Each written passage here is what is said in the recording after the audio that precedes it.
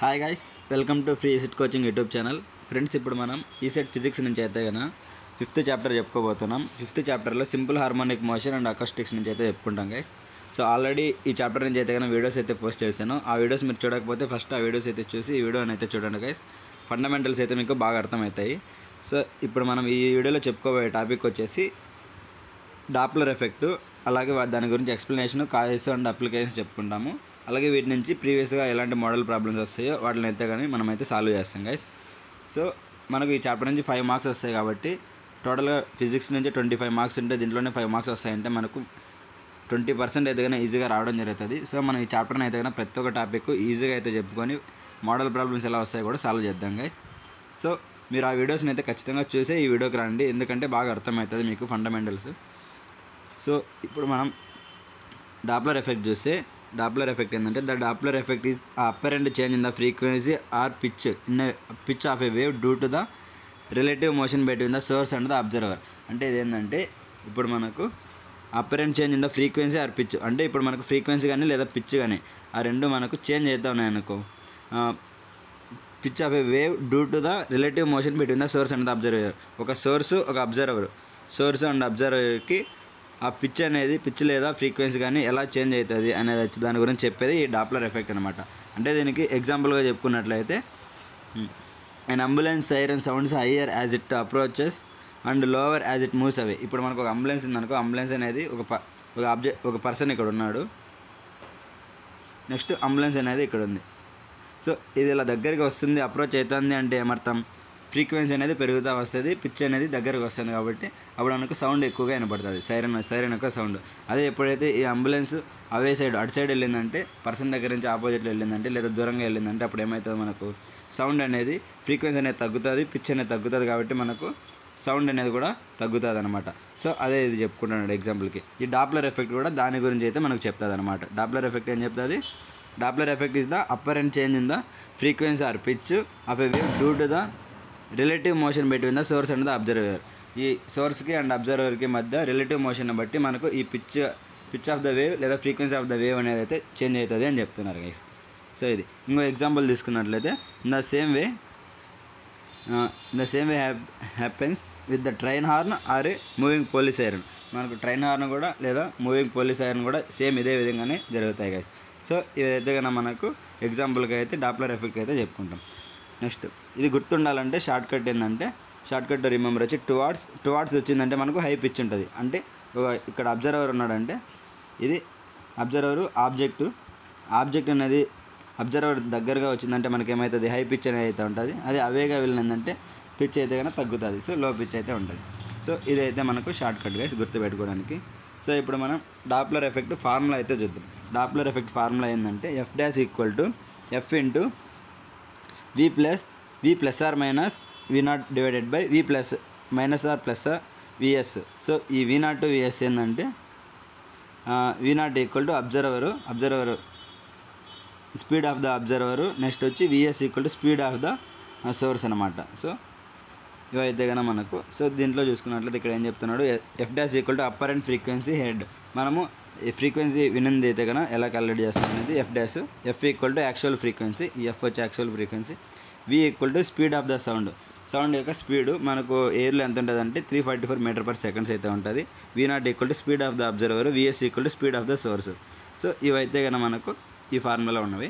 So ఈ ఫార్ములాలో Doppler effect formula ఏంటంటే F' equal to F into V plus or minus V0 divided by V plus or minus VS.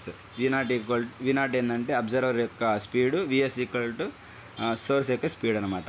V equal to speed of sound. మనకి F అనేది ఏంది, actual frequency. So మనం వీటి నుంచి అయితే కానీ డాప్లర్ ఎఫెక్ట్ మీద వచ్చే ప్రాబ్లమ్స్ అయితే కానీ సాల్వ్ చేసుకోవచ్చు గైస్.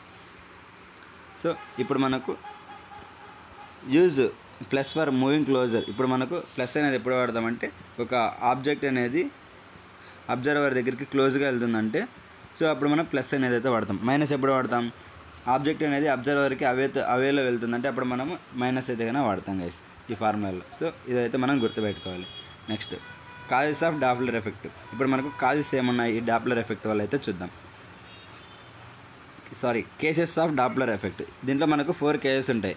ఏవేవంటే మనకు సోర్స్ అనేది అబ్జర్వర్ సైడ్ దగ్గరికి వచ్చినప్పుడు కానీ, లేదా సోర్స్ అనేది అబ్జర్వర్ నుంచి అవే వెళ్ళినప్పుడు కానీ, లేదా ఇంకోటి observer moving towards the source, observer moving away from the source. ఈ 4 కేసెస్ అయితే కనుక మనం అయితే చెప్పుకుందాం గైస్.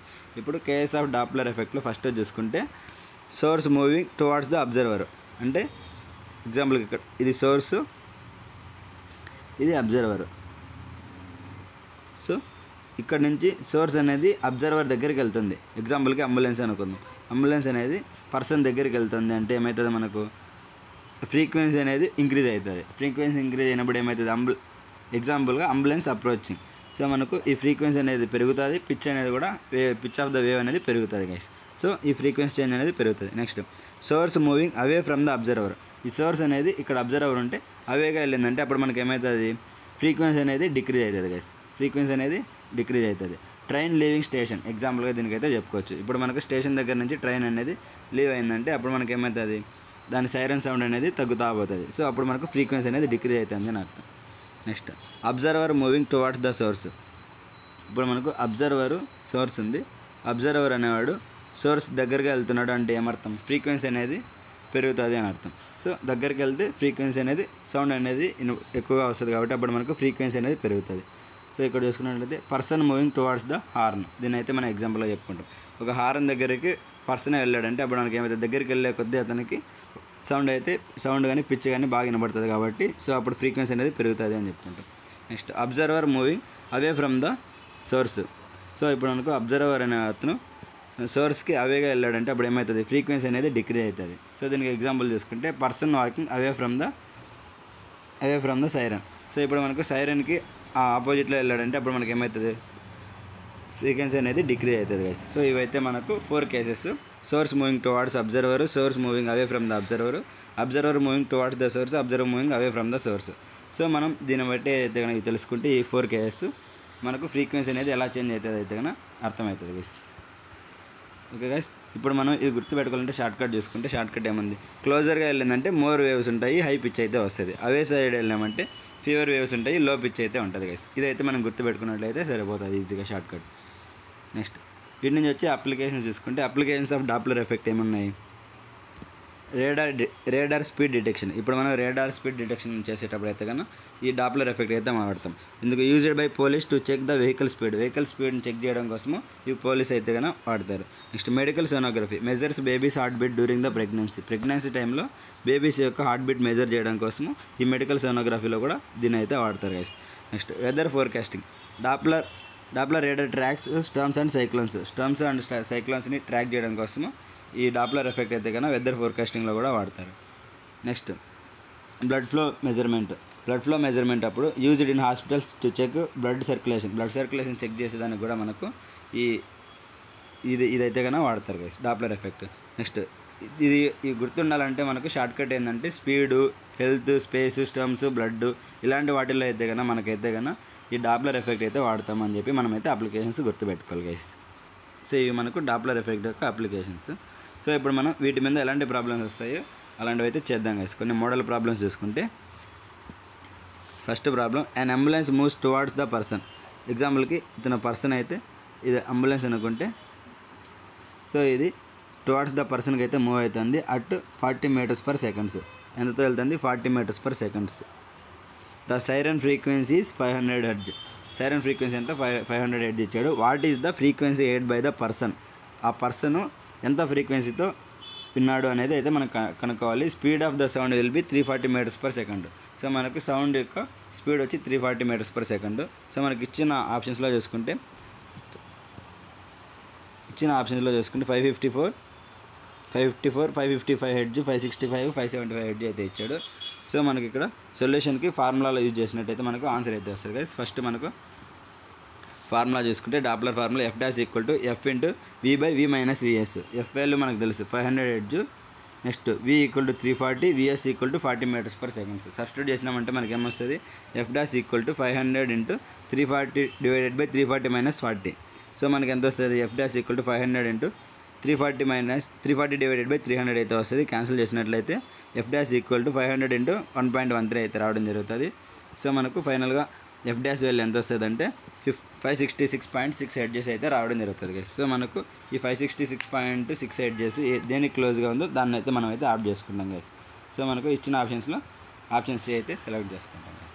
ఓకే, ఇలా అయితే మనము ఆన్సర్స్ అయితే ఆఫ్ చేసుకుంటాం గైస్. సో మనం జస్ట్ ఇచ్చిన ఫార్ములాస్ ఈ కంటెంట్ తెలుసుకున్నట్లయితే కనుక ఫార్ములాస్ షార్ట్ కట్స్ రిమెంబర్ చేసుకుంటే ఆన్సర్స్ అయితే ఈజీగా చేయొచ్చు గైస్. సో మీకు ఈ వీడియో అయితే అర్థమైంది అనుకుంటున్నాను. ఇంకా ఏమైనా కంటెంట్ కావాలన్నా కూడా కమెంట్స్లో అయితే పెట్టండి. నా ఛానల్కి అయితే సపోర్ట్ చేయండి. మీరైతే కనుక స్టే కనెక్టెడ్గా ఉంటే అయితే మీకైతే మంచి కంటెంట్ అయితే అందిస్తాను guys. Okay guys, thanks for watching.